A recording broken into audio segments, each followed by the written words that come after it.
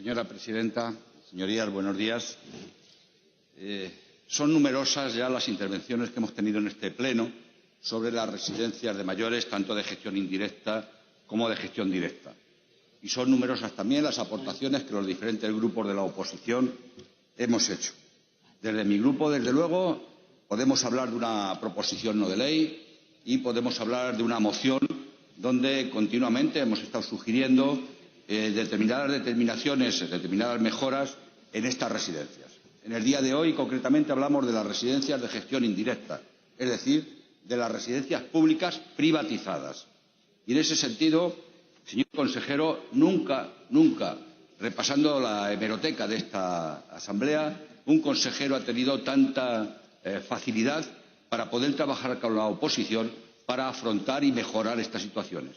Me refiero concretamente a una resolución en la PNL de mi grupo donde planteábamos una comisión de técnicos exclusivamente para que estableciese los justiprecios y las mejoras en las residencias, y una moción posterior de la última interpelación que mi grupo presentó y que, como no quiero atribuírmelo, lo aportó el señor Reyero por Ciudadanos, donde también se establecía una comisión por esta Asamblea, por todos los grupos políticos, para poder estudiar la situación de estas residencias de gestión indirecta.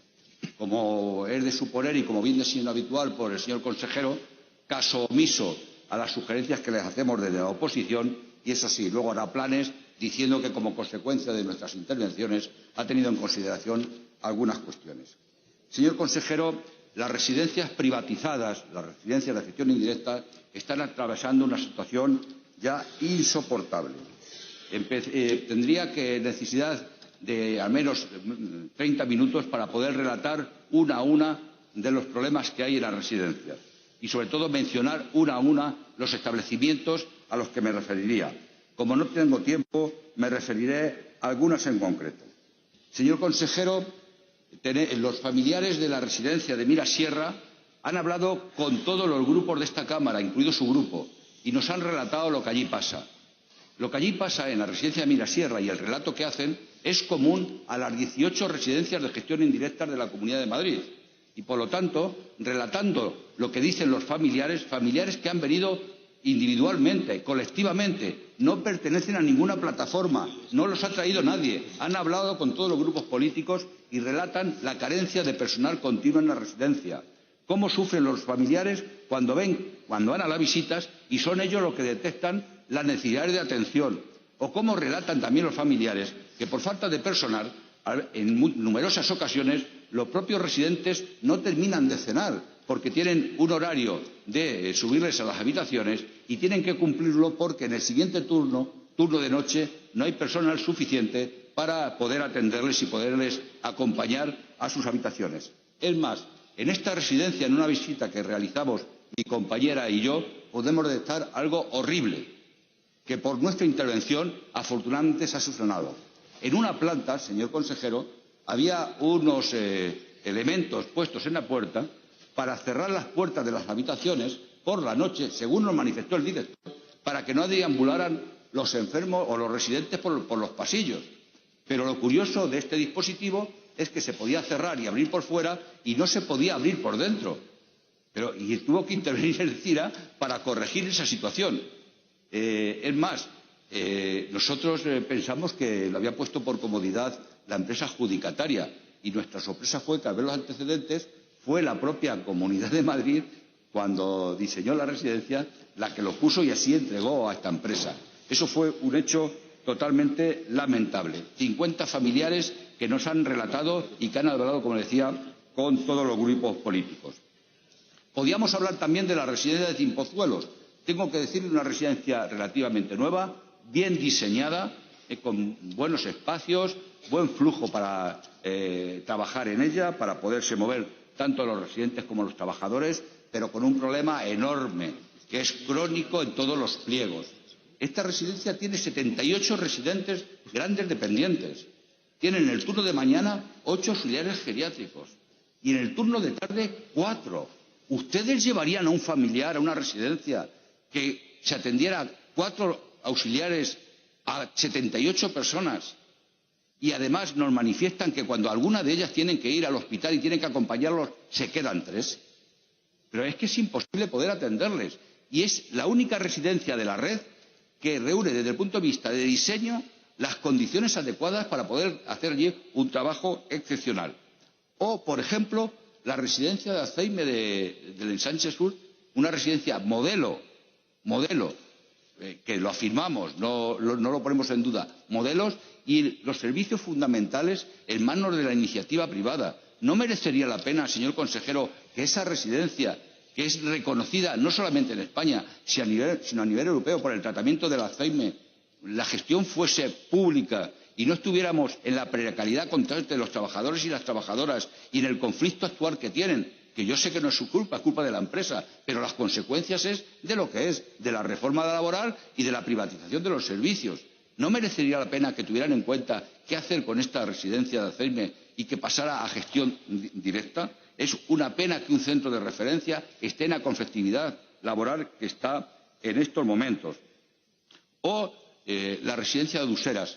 Esto ya tiene punto y aparte, porque ya vamos entrando según voy relatando, vamos mucho peor. La residencia de Useras, señor consejero, cualquier inspector sanitario que apareciese por la cocina, por el comedor o por el sótano de la residencia, la cerraría inmediatamente. Es más, si los servicios de inspección fuesen a una residencia privada y viesen en qué condiciones están, la cerrarían. Harían lo que han hecho con la última residencia, con mucha autoridad y con mucha razón. Porque hay que ver cómo está la cocina. Los suelos están en tierra porque las losetas están tan deterioradas y sin reparar que hay verdaderos socavones en la propia cocina. El suelo del semisótano que va de camino a la cocina está con cemento barrido y los vestuarios del personal están clausurados porque se inundan de agua. El personal tiene que utilizar los servicios y las dependencias de los residentes. Pero es más, en todas las salas, en todos los pasillos, la tónica es igual. Es insoportable cómo está esa residencia de mantenimiento y, sobre todo, como nos vienen reconociendo los propios trabajadores y algunos directores de las residencias, con una falta clara de personal. Mención especial haría yo también a la residencia del Parque de los Frailes de Leganés, que continuamente estamos reclamando que se vigile cómo ha sido el tránsito de una contrata a otra. Tiene su explicación el por qué ha sido el tránsito. Posteriormente, si tengo oportunidad, se lo contaré. Pero esa residencia, desde que ha cambiado de contrata, no termina de funcionar y hay unos problemas enormes. Y ustedes no hacen absolutamente nada. Respecto de la residencia de Parque Coimbra, ya es mención aparte.